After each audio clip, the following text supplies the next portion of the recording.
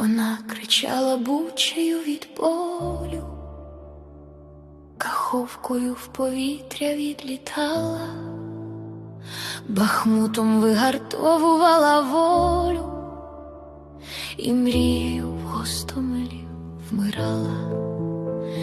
Жінок з дітьми сховала на чужині, синів своїх найкращих віддавала, щитом закрила київські святині, Херсоном у безодню поринала. Писала під театром